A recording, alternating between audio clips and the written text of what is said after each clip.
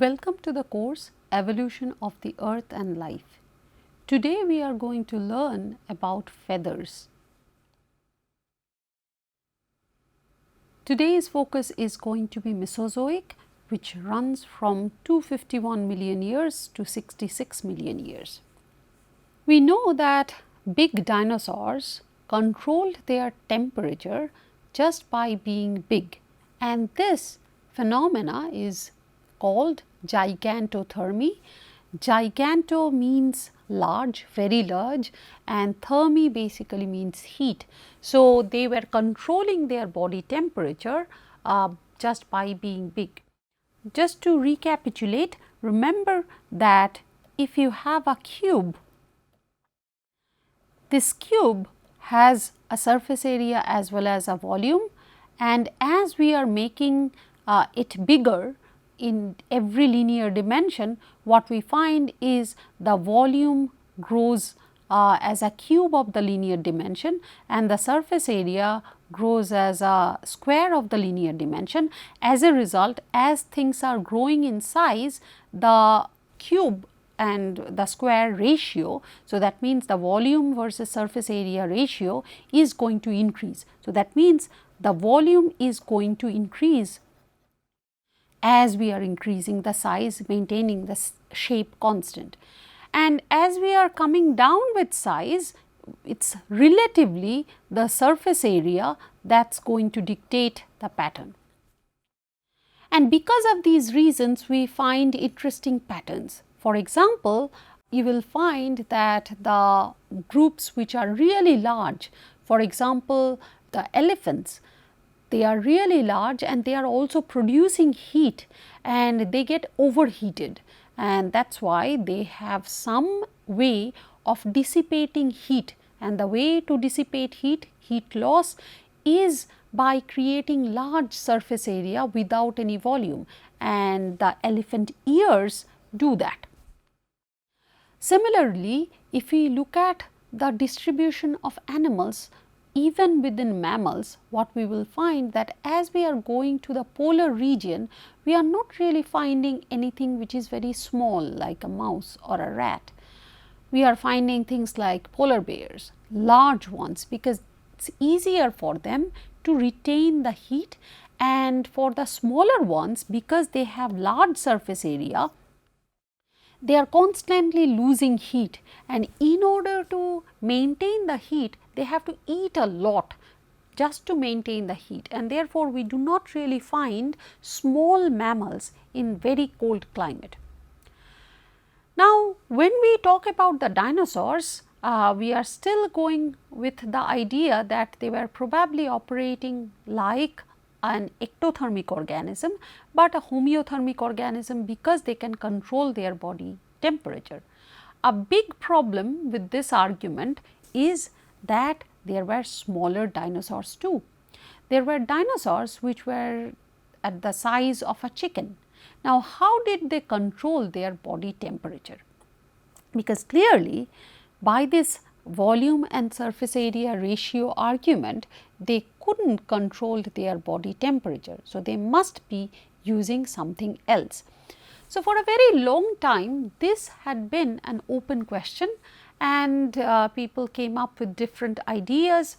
One way of thinking of smaller dinosaurs were that probably those smaller dinosaurs were only restricted to very warm regions, and the climate of the earth has changed over time, and therefore, probably the poles were not as cold as today. Yet, it was still difficult to explain how some of the small dinosaurs even survived in a subpolar region or temperate region, because the surface area and volume ratio does not explain it, especially considering that they were not endothermic organism. And then we started finding interesting fossil specimens. So, this is one of the very small dinosaurs, and this was found in China, and this small dinosaur comes with excellent preservation, and therefore, we can find all the little details of the small dinosaur. what is quite interesting are these patches. If you look at these patches, they are also part of the dinosaur body. Some of them have been scattered, but if you look at these regions, it is attached to the body and it goes all the way from the head to the end of the tail. Now, if we zoom in, what we are going to find is they have a pattern like this, and interestingly, they are very similar to what we call feathers. So, it was one of a kind of a dinosaur, and people started questioning whether this was just one of a kind where there was a dinosaur and there were feathers. Now, how did we know that this was not a bird? Well, because there are typical dinosaur features that we are seeing here that are not possible in the birds. For example, we have a jaw which has teeth in it. Then it has a very long bony tail. If we look at the birds of today, we do not really see this bony tail which also has feathers. So, this was definitely a dinosaur, but this actually has feathers. And then all over the world, when people started discovering newer fossil specimens of dinosaurs with feathers, it became quite clear that many of the smaller dinosaurs actually had feathers. And we are talking about the size of this where it is really small. So, all the really small dinosaurs mostly started showing the signature of feathers from the fossil record. Now, what can we talk about the feathers?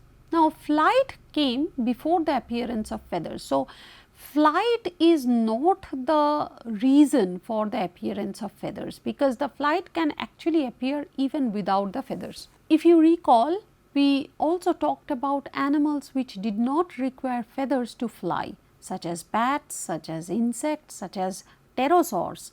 Many of the fossil organisms flew without the feathers. So, feathers are not the primary reason for flying.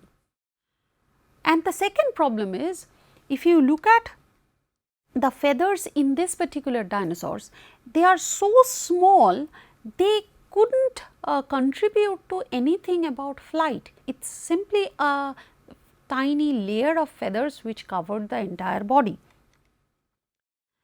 And when we started looking at the feathers, there are different kinds of feathers, especially for birds that we see today. When we look at their feathers are long, and many of these feathers have extended patterns, and they are very different from feathers which are small and which has only a few threads among them. And comparing the modern bird feathers, and there are some feathers which are called downs, which are just covering the entire body, but very small, so small that they cannot be used for flying. It was quite clear that the function of the feathers is not for flying, at least at the beginning. At the beginning, the feathers were first used for insulation. So, if a group has a large surface area and it has a coat which can cover the entire surface area and insulates it from outside, then two things happen. First of all, when the climate outside gets very cold, the body is insulated, it does not really experience that cold temperature from outside. Secondly, because of the coat of the feather, the heat loss of the body is much reduced. So, they are not losing heat as fast as the other groups without the feathers. So, the big dinosaurs kept the body temperature by gigantothermy, but probably the small dinosaurs used feathers. And once the feathers started to grow, initially the groups will be selected if they have a thick coat of feathers, because they are just going to keep their temperature constant, and that has a lot of advantages. One advantage is that they can be agile, they can have more strength, because many of the biochemical reactions require a specific temperature. So, if the temperature is maintained, they can be more agile. But then as groups get selected for thicker coats of feathers, probably some groups also started developing larger feathers, longer feathers, and those feathers could be used for flight. So, this idea also helps to understand how the feathers evolved and why some of the early feathered creatures were selected for through natural selection. Clearly, they were not getting any advantages from the feathers in terms of their flying, but they were getting advantages because those feathers helped them to keep their body warm. And so, the primary function of the feathers at the initial stage was to keep the body warm, was to keep the body insulated. Now, once we come up with this idea, then we should also think of transitional form. A transitional form that has all the characters of reptiles, or more importantly dinosaurs, but also has characters which are bird like. And although we showed some of the feathered dinosaurs, initially that was not the organism that people came across. So, today we know that there are multiple feathered dinosaurs that are found from all over the body. So, this one is in a comparison with a rat. So, it is still a very small creature and it is found from China.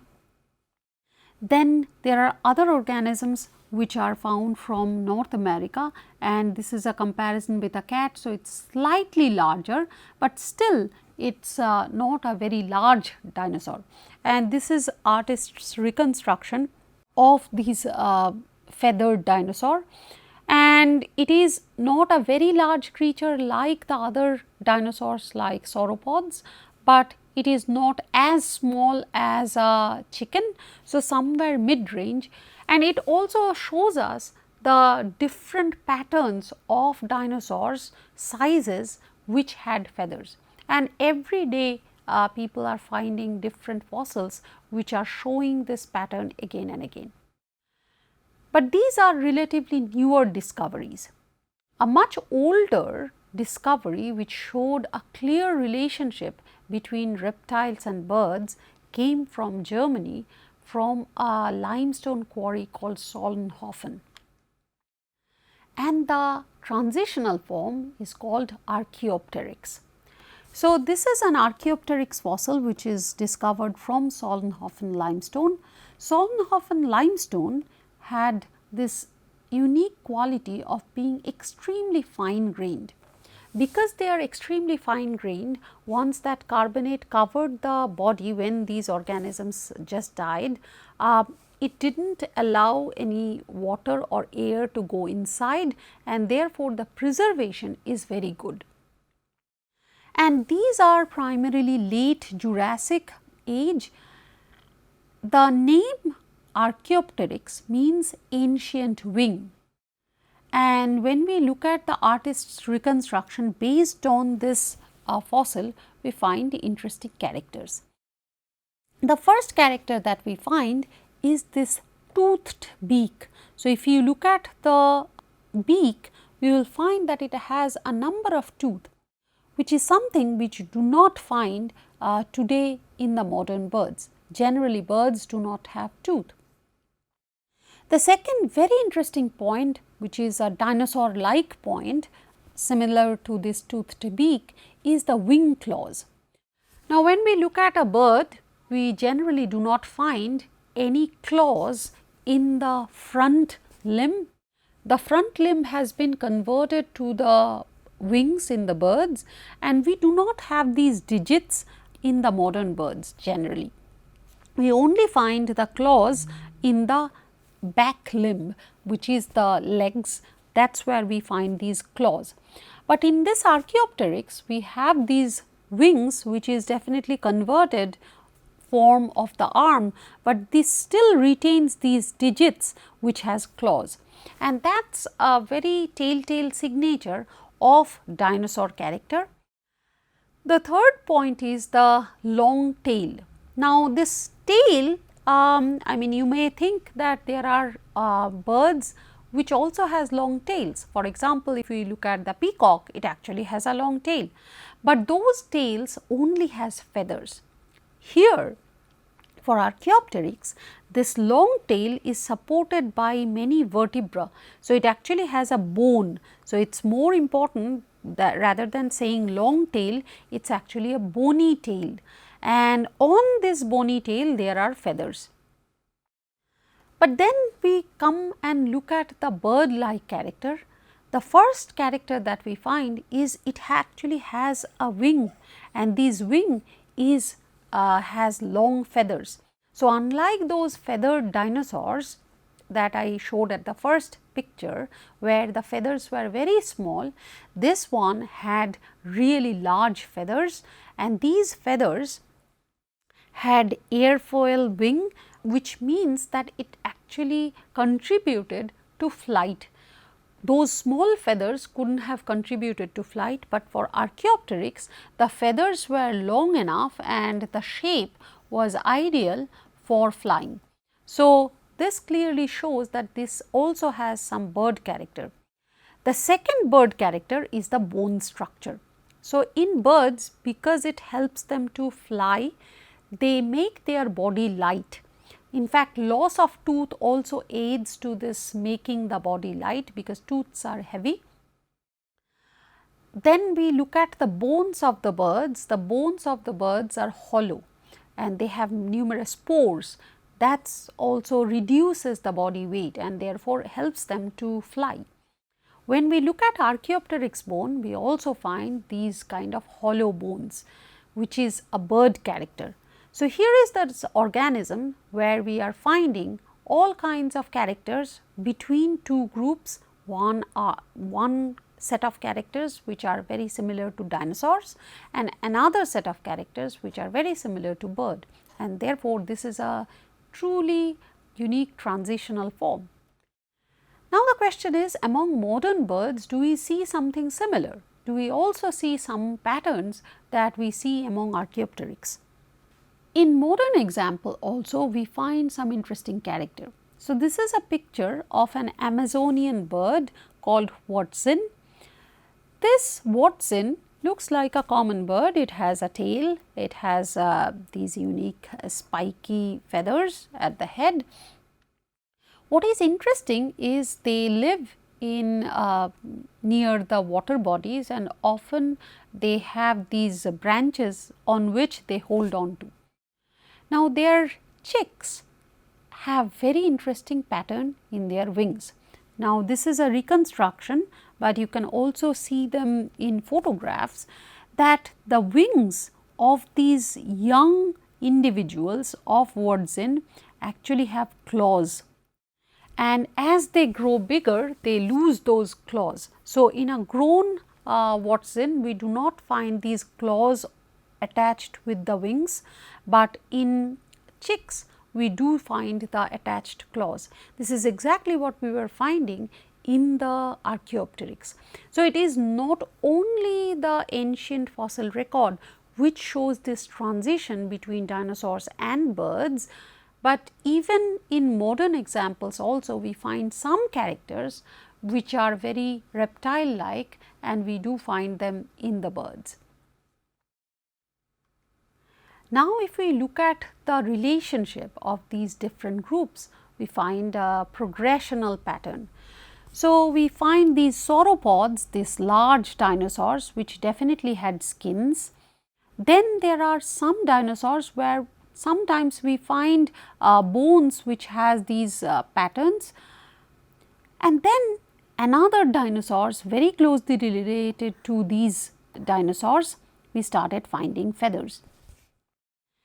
And these feathers are different. These feathers are mostly small feathers.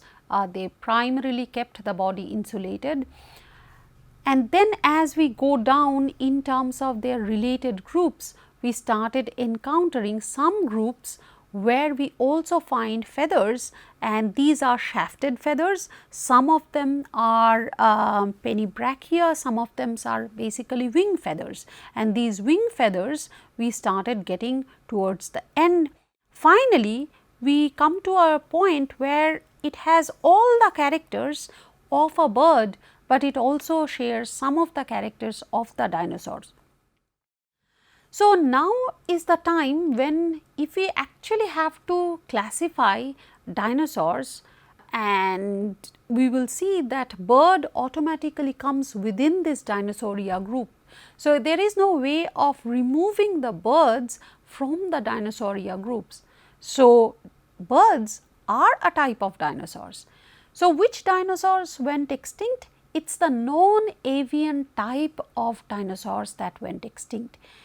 But some of the dinosaurs still exist, and we are simply calling them birds. They are the avian dinosaurs, because in this classification we could not isolate birds without isolating some of the other dinosaurs. So, birds are an integral part of the dinosaurs. How are these modern birds different? The modern birds, we see some more changes from things like Archaeopteryx. So, from Archaeopteryx, if we look at their arm, we already saw that they lost the claws in the modern birds for the arms, for the front limb. Then we also found that in modern birds, often this some of the limbs or some of the digits within the limbs, they are either connected together, joined together, or altogether lost. And these are some of the patterns which we started finding in modern birds, which were different from Archaeopteryx. And the other point was that if you look at the bony tail in modern birds, you do not see it. But again, it is a continuation of the large dinosaur family, and we started finding the modern birds only in a relatively newer time. But if we look at when were their ancestors there, we will find that it actually goes back all the way in Jurassic. So, during Jurassic we start finding groups which are representing both dinosaurs as well as birds, and dinosaurs are the groups which got extinct, but only they are non-avian group of it. The avian group still continues and we call them birds. So, in summary, today we learned how feathers appeared and what was the primary function of the feathers. They did not contribute much at the early stage in flight, but they were the insulatory mechanism. They helped the small dinosaurs to control their body heat. We also learned how the feathers changed over time and how they contributed to flight. We learned about Archaeopteryx, a transitional form between the dinosaurs and the birds. And finally, we understood that the birds are an integral part of the Dinosauria, and therefore, only the non-avian dinosaurs went extinct. Some component of the Dinosauria group still exists today in the form of the birds. Here are some resources that I have used for making the slides, and here is a question for you to think about. Thank you.